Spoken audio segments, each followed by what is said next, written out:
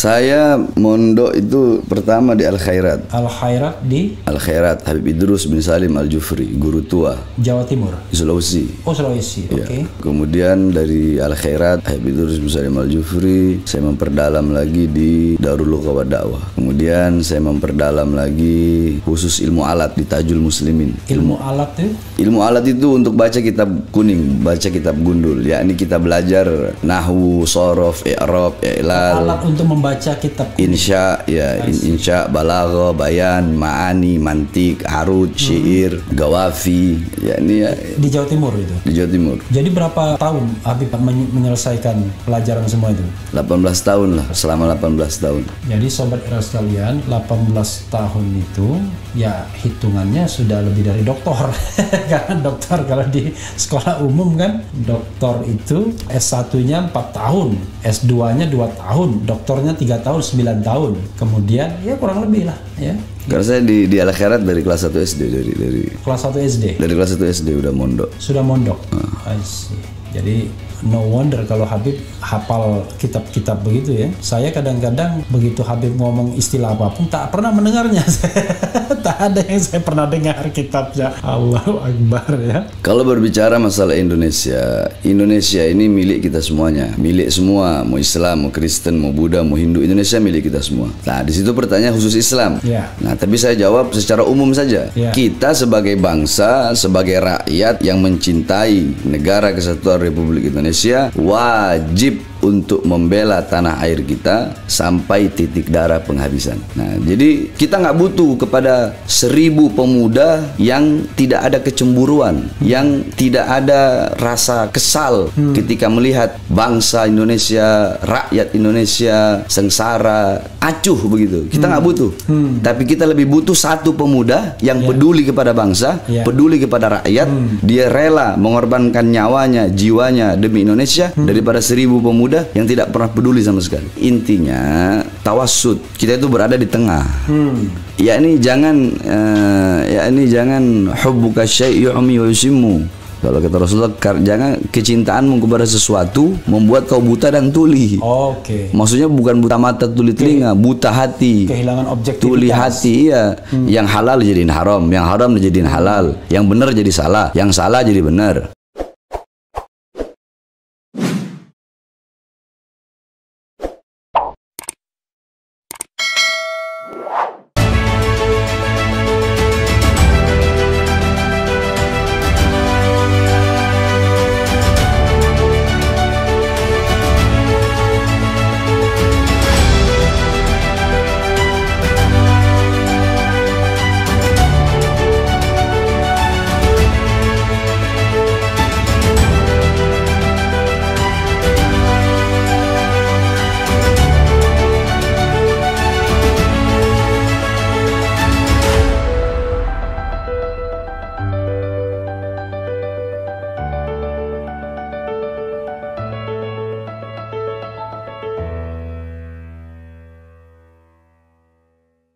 Ini ada yang nanya, belajar ilmu di mana Habib Bahar? Saya mondok itu pertama di Al Khairat. Al Khairat di Al Khairat Habib Idrus bin Salim Al Jufri, guru tua Jawa Timur, di Sulawesi. Oh, Sulawesi. Ya. Oke. Kemudian dari Al Khairat Habib Idrus bin Salim Al Jufri, saya memperdalam lagi di Darul Lughah wa Dakwah. Kemudian saya memperdalam lagi khusus ilmu alat di Tajul Muslimin. Ilmu alat itu?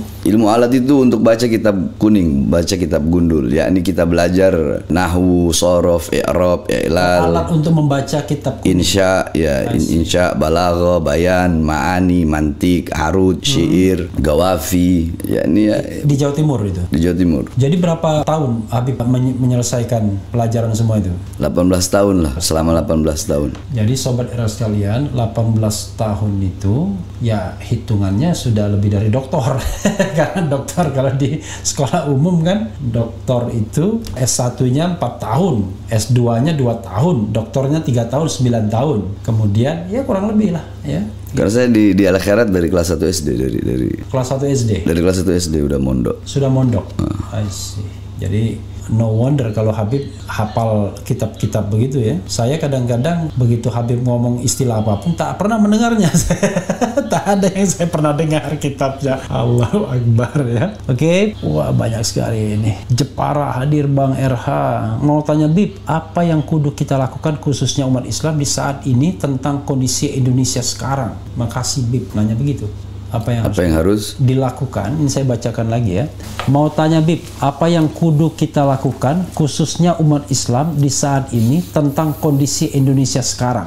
Kita sebagai bangsa, sebagai rakyat yang mencintai negara kesatuan Republik Indonesia, wajib untuk membela tanah air kita sampai titik darah penghabisan. Nah, jadi kita nggak butuh kepada 1000 pemuda yang tidak ada kecemburuan, yang tidak ada rasa kesal ketika melihat bangsa Indonesia, rakyat Indonesia sengsara, acuh begitu. Kita nggak butuh. Tapi kita lebih butuh satu pemuda yang peduli kepada bangsa, peduli kepada rakyat.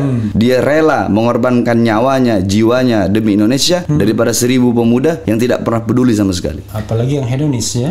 Iya, ya ini sering kan Ana bilang, Ana Bahar bin Smith jangankan cuma di penjara.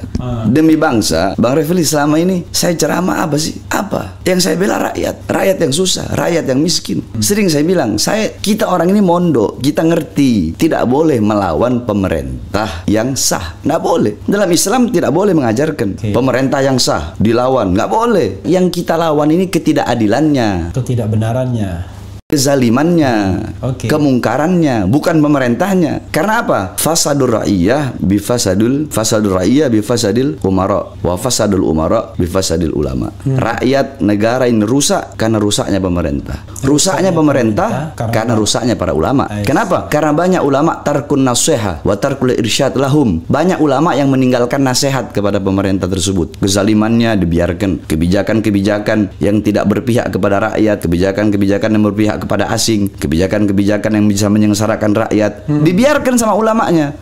Sehingga rusaklah. Jadi rakyat rusak, negara rusak karena pemerintah, pemerintah rusak karena ulama. Kenapa? Banyak ulama yang diam terhadap kezaliman. Bukan hanya mendiamkan, bahkan bukan itu. Alimun alladzi yaj'alu ilmahu tabi'an lira'yil muluk. Orang berilmu yang menjadikan ilmunya untuk mengikuti kemauan penguasa. Penguasa maunya A. Ini ulama tahu A ini salah, bukan enggak, tapi cari-cari dalil untuk membenarkan yang salah. Itu namanya legitimator.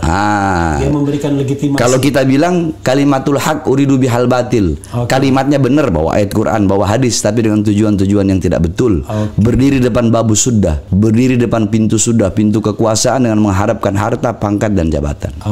Karena di dalam hukum yang saya pahami, hukum non agama, memang kayak Pak Mahfud bilang, saya ini hakim, mau membenarkan ada dalilnya, mau menyalahkan ada dalilnya. Jadi tinggal tergantung niatnya. Kalau niatnya cari kekayaan, cari kekuasaan, ya cari ayat-ayat yang kira-kira menguntungkan, kira-kira begitu. Kalau di hukum itu. Kalau saya tidak andaikan ada yang tidak sefaham dengan saya, ada yang tidak sejalan dengan saya, dan dia memiliki kebenaran, kebenarannya tidak kita hilangkan, kebaikannya tidak kita hilangkan. Sebaliknya, ada orang sefaham dengan saya, sejalan dengan saya, tapi dia punya kesalahan. Kesalahannya kita tidak hilangkan. Salah ya salah, walaupun orang yang sejalan.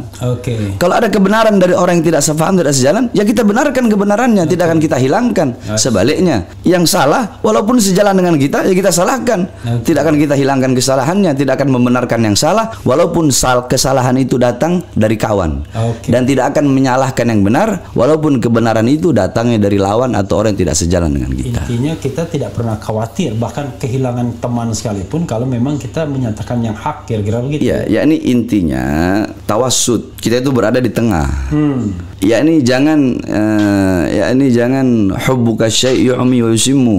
Kalau kata Rasulullah, jangan kecintaanmu kepada sesuatu membuat kau buta dan tuli. Maksudnya bukan buta mata tuli telinga, buta hati. Kehilangan objektivitas. Tuli hati, Yang halal jadiin haram, yang haram jadiin halal, yang benar jadi salah, yang salah jadi benar. Bib, ini ada yang tanya ya, mengapa Habib kurang membahas tentang tasawuf dan tarikot gitu? Salam Habibana. Bukan kurang membahas tentang tasawuf dan toriko, Bang Refli. Saya ini ngajar di pondok setiap malam Selasa. Itu saya ngajar kitab Mukasyafatul Qulub karangan Imam Ghazali. Saya ngajar kitab Ihya Ulumuddin karangan Imam Ghazali. Saya ngajar kitab Nashih Uddiniyah karangan Habib Abdullah bin Alwi Al-Haddad. Saya ngajar kitab Ar-Risalah karangan Imam Al-Qushairi, Risalah Al-Qushairiyah. Itu semua kitab tentang tasawuf. Cuma nggak pernah ada masukin ke YouTube. Yang masukkan YouTube kitab-kitab tentang kritik kepada pemerintah. Giliran saya lagi kritik pemerintah, lagi ceramah tegas keras, masukin ke YouTube. Saya ceramah bahas akhlak, bahas tasawuf, bahas syariat, bahas hakikat, bahas tarekat. Mana ada yang masukin ke YouTube? Nggak ada. Nah kalau di Refli Harun Channel kan mereka insya Allah tahu kan. Jadi, iya makanya. Dan juga ada orang bilang, oh itu Habib Bahar ceramahnya keras, marah-marah, berapi-api. Saya ceramah begitu itu bukan kita orang ini nggak tahu dalil. Justru makanya saya kan bilang terserah orang mau bilang apa, terserah, saya nggak pernah peduli. Mereka mau bilang Bahar bin Smith begini ceramahnya marah-marah, Rasulullah itu tidak pernah begitu. Kata siapa Rasulullah tidak pernah begitu? Rasulullah SAW dikatakan kana idza khataba ihmarrat ainahu. Nabi Muhammad itu kalau lagi khutbah, kalau lagi ceramah, ihmarrat ainahu, merah kedua mata beliau. Wa ala sautuhu, meninggi suara beliau. Wa ishtadda ghadabuhu, bertambah kemarahan beliau. Hatta ka'annahu kamundhiri jaisin, sehingga beliau seakan-akan bagaikan pemberi peringatan perang. Sabbahakum masahakum, pagi ini kalian akan diserang, kita akan diserang. Sore ini kita akan diserang. Mana ada orang memberi peringatan perang, sore ini kita diserang, pagi ini kita diserang. Makanya orang bilang saya biar terserah, mereka mungkin kurang, wallah biarkan saja. Yakni kita orang yang ceramah tegas tidak pernah menghilangkan kelembutan Nabi. Kenapa nggak dimasukkan? Ayo, ceramah saya bahas akhlak Nabi, adab Nabi, sopan santun Nabi, bagaimana Nabi Muhammad kepada orang Yahudi, kepada Nasrani, kepada kafir Zimmi, Harbi, kepada kafir Mu'amman, bagaimana Nabi Muhammad kepada kafir kepada orang-orang kafir, bagaimana para sahabat-sahabat, bagaimana Sayyidina Umar bin Aziz. Nggak pernah ada dimasukkan. Giliran saya lagi kritik pemerintah dimasukkan. Udah begitu ada lagi yang ngelaporin. Lah, orang kita ini negara demokrasi.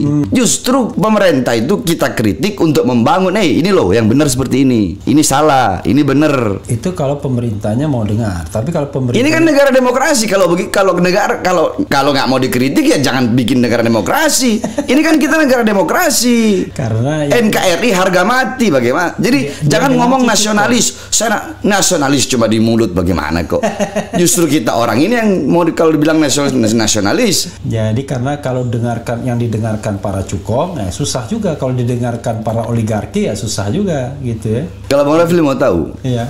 Di lapas itu tidak perlu saya sebutkanlah namanya. Iya. Ada beberapa napiter, saudara-saudara kita ya, yang mengatakan Indonesia itu toghut. Pemerintah Indonesia togut, polisi togut. Togut itu apa ya? Nah, makanya mereka bilang seperti itu. Iya. Saya marah. Saya bilang kau belajar dari mana? Kau bilang pemerintah Indonesia togut, kau bilang polisi togut, tentara togut, kau bilang ini togut, ini togut. Semua orang yang nggak sejalan sama kau bilang togut. Kau tahu nggak artinya togut itu apa? Jangan kau hanya ini. Ini saya jelaskan. Satu, dalam kitab tafsir Ma'alimut Tanzil Al-Imam Baghawi, dalam tafsir Jami'ul Bayan Al-Imam Ibnu Jarir At-Tabari, yakni qala Abdullah bin Mas'ud at-taghut al-kahin au as-sahir. Sayyidina Abdullah bin Mas'ud berkata, taghut itu adalah kahin, dukun, au sahir atau penyihir.